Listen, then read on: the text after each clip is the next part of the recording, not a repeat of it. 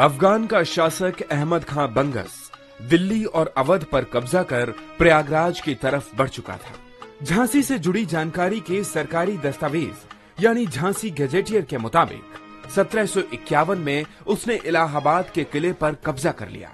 उस समय संगम के तट पर कुंभ चल रहा था। बंगस के हमले की खबर जैसे ही तमाम नागा साधुओं तक पहुंची, उन्होंने मोर्चा अपने हाथ में ले लिया। अखाड़ों के इतिहास में ये बखूबी दर्ज है कि राजेंद्र गिरी महंत के अगुवाई में बहुत सारे नागा साधु वहां पहुंचे और बंगस अफगान जो शासक था अहमद शाह, उसकी सेना से उन्होंने लड़ाई किया और उसे वापस लौट जाने पर मजबूर किया। इतिहासकार बताते हैं कि नागा साधुओं ने कई बार मुगलों के आक्रमण का सामना किया। नमस्कार, मैं अक्षय प्रताप सिंह। महाकुंभ के किस्से सीरीज की पहले एपिसोड में कहानी हर्षवर्धन से औरंगजेब तक के मध्यकालीन भारत में कुंभ।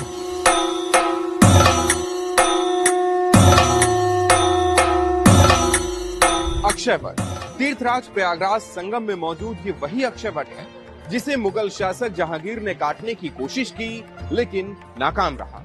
प्रयागराज के राजकीय अभिलेखागार के दस्तावेजों के मुताबिक तब जहांगीर ने कहा था, ये वटवृक्ष इस बात का प्रमाण है कि हिंदुत्व कभी नहीं मरेगा। महमूद गजनी के समकालीन इतिहासकार अहमद अल बरूनी ने अपनी किताब तारीख अल हिंद में लिखा कि 1017 ईस्वी के आसपास ब्राह्मण और क्षत्रिय इस पेड़ पर चढ़कर आत्महत्या करते थे। कहा जाता है कि इस वटवृक्ष को माता सीता ने आशीर्वाद दिया था कि प्रलय के समय जब पूरी धरती जलमग्न हो जाएगी तब भी ये अक्षय वट मौजूद रहेगा। 1583 में किला बनवाने के बाद अकबर ने अक्षय वट को भी किले के अंदर कर लिया और दर्शन पर रोक लगा दी। 436 साल बाद 2019 में इसे दोबारा आम लोगों के लिए खोला गया। गंगा, यमुना और सरस्वती के संगम पर संतों और श्रद्धालुओं का ये जमावड़ा कब से लगना शुरू हुआ, इसका कोई सटीक प्रमाण नहीं मिलता।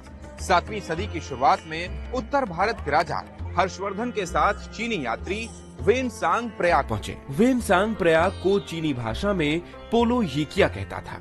वेनसांग लिखते हैं कि पूरा वीडियो देखने के लिए डाउनलोड करें दैनिक भास्कर ऐप।